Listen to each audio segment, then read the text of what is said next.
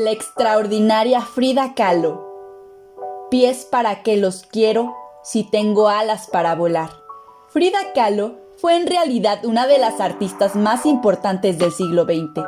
Tuvo una vida difícil, pero logró transformar su dolor y su sufrimiento en total inspiración, arte y mucha creatividad.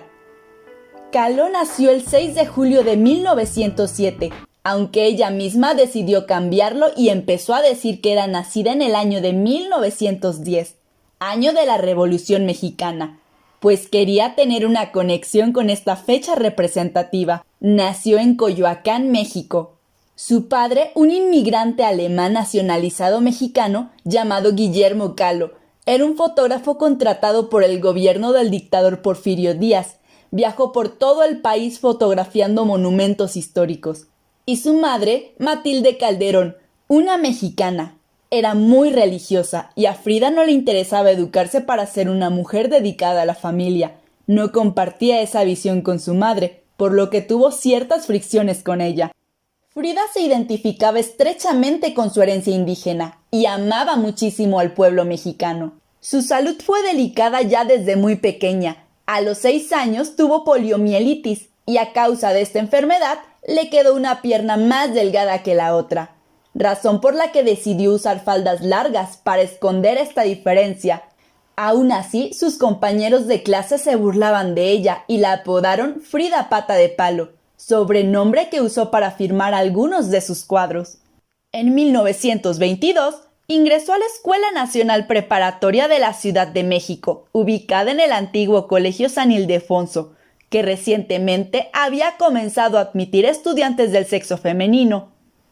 Eran solo 35 mujeres, de un total de 2,000 alumnos. En ese entonces aspiraba a estudiar medicina. En esta escuela conoció a futuros intelectuales y artistas mexicanos como Salvador Novo, y formó parte de un grupo de alumnos conocidos como los cachuchas, llamados así porque usaban gorras de tela como signo de subversión contra el rígido código de vestimenta de la época.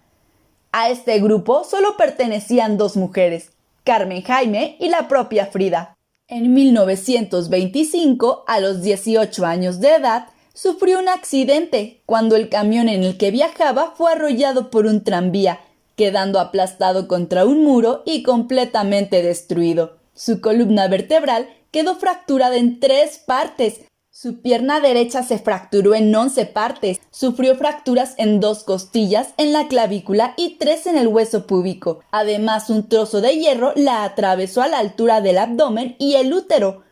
Es la razón por la que nunca pudo ser madre. Frida nunca llegó a recuperarse plenamente. A lo largo de los años, se sometió a unas 35 operaciones quirúrgicas, tuvo que llevar corsés de yeso y en general atravesar periodos de mucho dolor físico.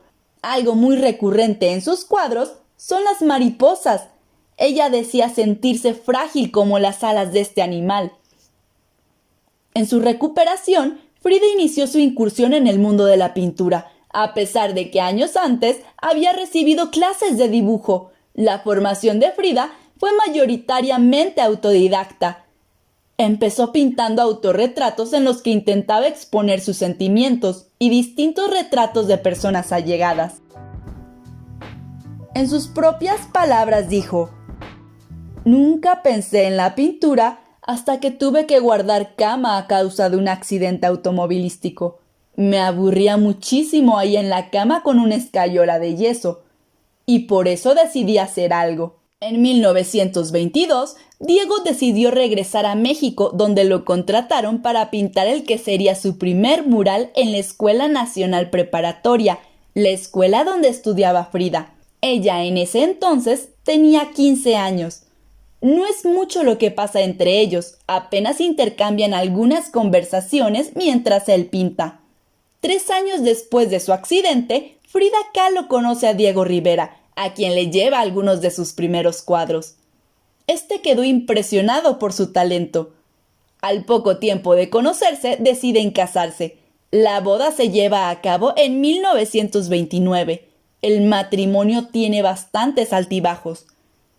Era el tercer matrimonio de Rivera quien ya tenía entonces 43 años, mientras que ella apenas 22. Al parecer, Frida consigue por un tiempo que Rivera abandone sus constantes amoríos. En 1930, a Diego Rivera le comisionan varios murales en los Estados Unidos. Así la pareja empaca sus pertenencias y se van al norte. Luego de 4 años, Diego se encontraba contento en tierra norteamericana, pero Frida extrañaba su tierra y se sentía miserable. Esta experiencia fue motivo de inspiración para su pintura Autorretrato en la frontera entre México y Estados Unidos. En 1932, a pesar de sus múltiples fracturas, operaciones de pelvis y de los consejos de sus médicos, Frida se embarazó, pero a los 3 meses la convencen a abortar el feto que se encontraba mal colocado y ponía en riesgo su vida. Kahlo lo intentaría en más ocasiones, pero después del 4.º aborto se convenció de que nunca podría tener hijos. Un nuevo dolor se suma a su vida. De este primer aborto nacería una de sus obras maestras, Aborto en Detroit, y otras pinturas de las que su propio marido diría: Frida empezó a trabajar en una serie de obras sin precedentes en la historia del arte, pinturas que exaltaban la cualidad femenina de la verdad, la realidad, la crueldad y la pena. Nunca antes una mujer había puesto semejante atormentada poesía sobre la tela como Frida en esta época de Detroit. En 1934, la pareja regresó a México y en 1935, Frida descubrió que su marido mantenía una relación con su hermana pequeña, Cristina Kahlo. Aunque Frida había tolerado hasta ese entonces las infidelidades de Diego, descubrir que le engañaba con su propia hermana la hundió en la depresión.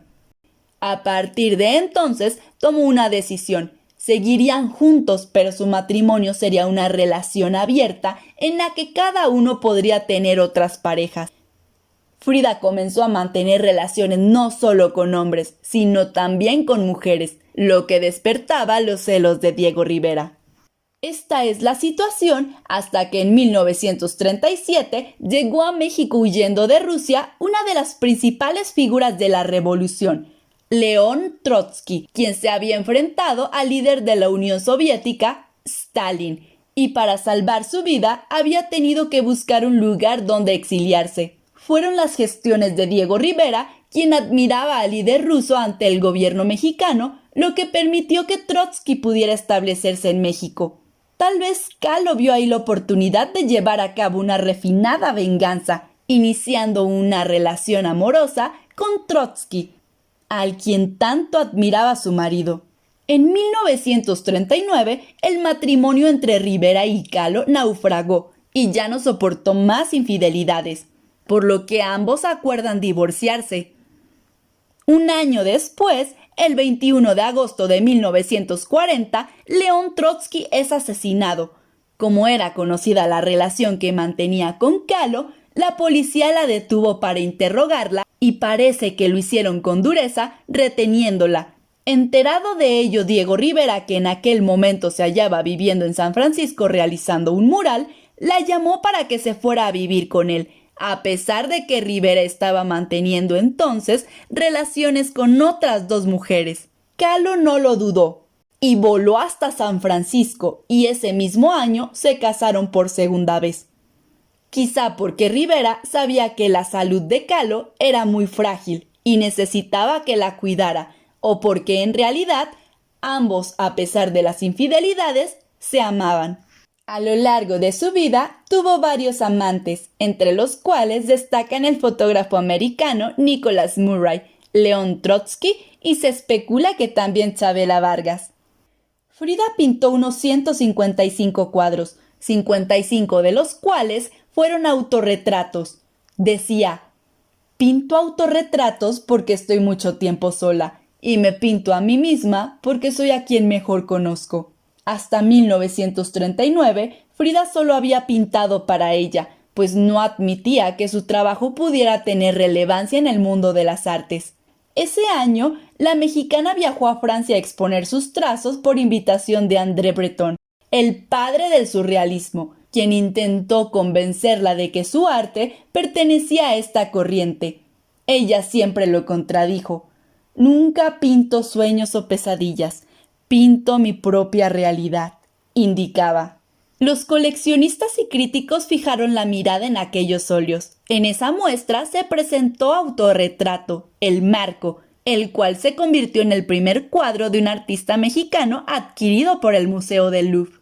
En 1950 ingresó en el Hospital de la Ciudad de México, donde permanece un año entero, y en 1953, con sus fuerzas casi agotadas, recibe la buena noticia de que se va a celebrar por primera vez en su país una exposición de su obra en la Galería de Arte Contemporáneo.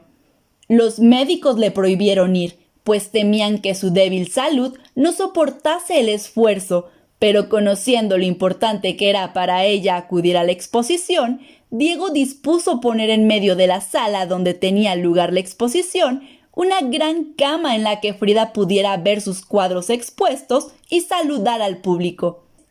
Poco después, la gangrena afecta a su pierna más débil, la derecha, y tienen que amputarla por debajo de la rodilla. El dolor y el sufrimiento se hacen casi insoportables. Frida llegó a tratar de quitarse la vida. Pocos días antes de su muerte, escribió en su diario: «Espero que la salida sea feliz y espero no volver jamás». Estaba cansada de tantos años de dolores sin tregua. En 1954, su salud empeoró bruscamente y murió el 13 de julio con solo 47 años.